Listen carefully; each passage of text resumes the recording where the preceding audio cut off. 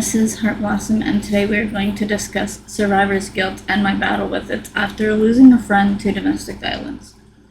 So, survivor's guilt is a complex and often misunderstood emotional response experienced by individuals who have survived a traumatic event that others did not. This guilt can manifest in various ways, including feelings of responsibility, intense sorrow, and a sense of unworthiness for having survived when others did not. My journey with survivor's guilt began in the aftermath of a devastating personal loss, and it profoundly affected my emotional and mental well-being. I was in an abusive marriage for a few months back in 2001. I found the strength to leave, and after a lengthy and challenging process, my divorce was finalized in 2006.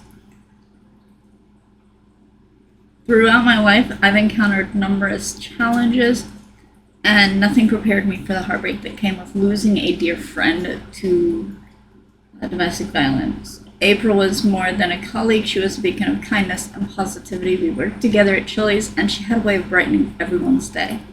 And I remember struggling with folding kids' menus, and April showed me an easier way of doing it. Her patience and kindness were a testament to her beautiful spirit.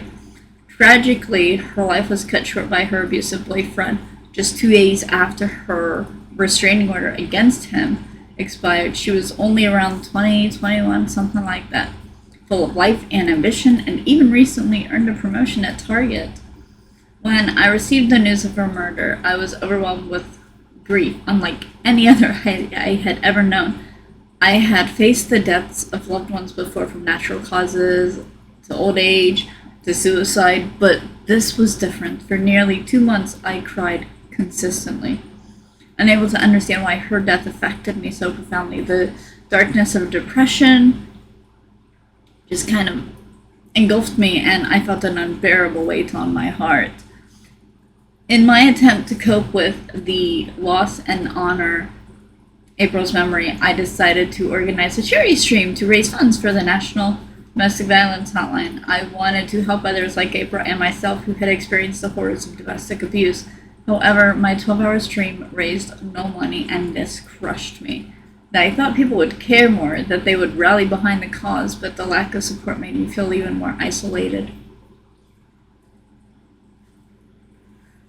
Throughout this ordeal, I couldn't shake the haunting question: why did I survive when April didn't? She was so young, with her life ahead of her, and yet her life was brutally taken away.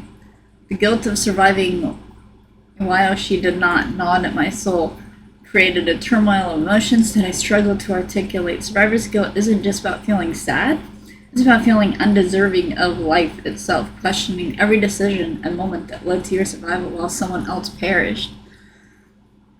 My mind was a whirlwind of what ifs and if onlys. What if I had been more vigilant? Could I have seen the signs and intervened? If only I had reached out to her more, would things have been different? These thoughts plagued me, and the sorrow seemed unending. Survivor's guilt intertwined with my grief, creating a complex web of emotions that I found difficult to navigate. In sharing my story, I hope to shed light on the debilitating nature of survivor's guilt and the profound impact it can have on one's mental health. It's a reminder that the journey to healing is not linear, and it's okay to seek help and support. I actually stopped seeing my therapist because my therapist refused to see me when I was going through. I had dealt with April's death, and then a couple weeks before that, one of my friends passed away, and then a couple weeks after April's death, my uncle passed away. It was literally one death after another for me that year.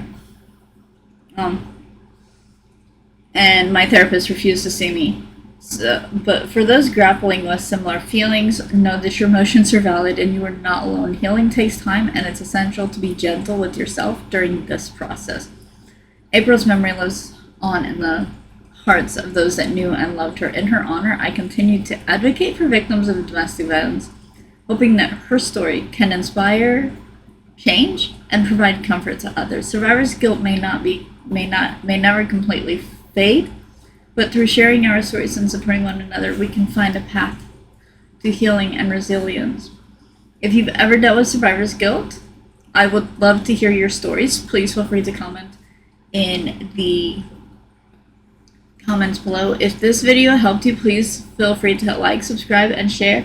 I do plan on doing more videos like this, so if there's anything specific that you would like to see me do, also let me know that, and I will add it to my planner for something to do. Thank you guys so much for watching my video, and I hope you'll have a wonderful day.